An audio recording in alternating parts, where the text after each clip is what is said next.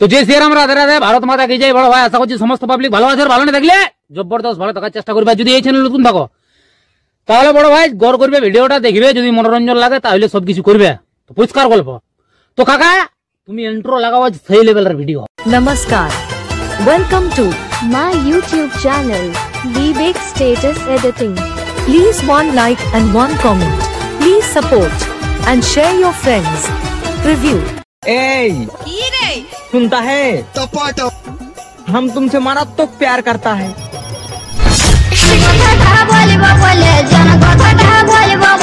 বলতে পারি নাই সজনা, বলতে পারি নাই, আজ সেই কথাটাই বলিব তোকে, দিসিনা তুই ঘুরাই, আজ সেই কথাটাই বলিব তোকে, দিসিনা তুই ঘুরাই।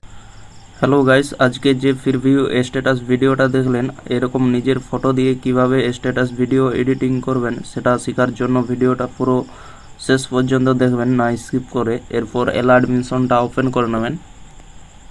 ওপেন করে নেওয়ার পর নিচের দিকে দেখতে পাচ্ছেন প্রজেক্ট লেখাটা, এখানে টাচ করবেন। দিয়ে এখানে বিটমার, সং, ইফেক্ট, ফটো অ্যান্ড পেনজি, এই তিনটি লিঙ্ক ভিডিও নিচে ডিসক্রিপশানে দেওয়া থাকবে, সেখান থেকে আপনারা ইনপুট করে নেবেন আপনাদের অ্যালার্ট মিশনে।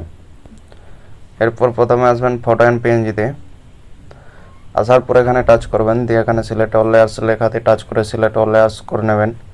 দিয়ে আবার এখানে টাচ করবেন, দিয়ে এখানে কপি 17 লেয়ার্সে টাচ করে কপি করে নেবেন। এরপর ব্যাকে চলে যাবেন। ব্যাকে যাওয়ার পর এখানে বিটমার সঙ্গে আসবেন। আসার পর এখানে টাচ করবেন, দিয়ে এখানে পেস্ট 17 লেয়ার্সে টাচ করে পেস্ট করে দেবেন। ফটো সিলেক্ট হয়ে যাবে, দেখতেই পাচ্ছেন।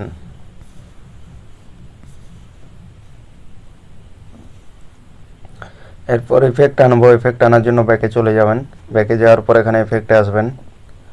আসার পর এখানে ইফেক্ট কপি করে নেবেন। কপি করার জন্য এখানে ছবির মধ্যে টাচ করবেন, দিয়ে নিচে ডান দিকের কোণায় দেখতে পাচ্ছেন ইফেক্ট লেখাটা, এখানে টাচ করবেন। দিয়ে নিচে বাঁ দিকে দেখতে পাচ্ছেন 3 ডট, এখানে টাচ করবেন।